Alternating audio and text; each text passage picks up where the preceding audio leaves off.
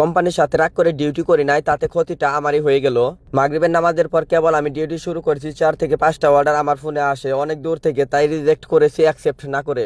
এরপর দেখি সামনে সিগন্যাল, অনেক ট্রাফিক। আমি যখন অ্যাপসটা বন্ধ করতে যাব ঠিক তখনই কোম্পানি আমাকে ফোন না দিয়ে একটা অর্ডার অটো অ্যাকসেপ্ট করে দেয়। এটা দেখে মাথাটা সেই গরম হয়ে গেল। অর্ডারটা ওপেন করে দেখি ডেলিভারি চার্জ 45 রিয়াল। তারপর চিন্তা করি আর রেস্টুরেন্টের উদ্দেশ্যে রওনা হলাম। ভাবতেছি অর্ডারটা নিয়ে ডেলিভারি দিয়ে দিব, তারপর যা অর্ডার আছে আমি খাবো, টাকা জরিমানা দিতে হলে আমি দিব। অবশেষে রেস্টুরেন্টে পৌঁছে গেলাম। অর্ডার নাম্বার বলার পর ক্যাশিয়ার বলতেছে অনেক বড় অর্ডার, রেডি হতে আরো 10 মিনিট লাগবে। এখন তো চিন্তায় পড়ে গেলাম, অর্ডার যেহেতু অনেক বড়, তাহলে এত টাকা জরিমানা কি করে দিব, কাস্টমারের বাসায় পৌঁছাতেই হবে।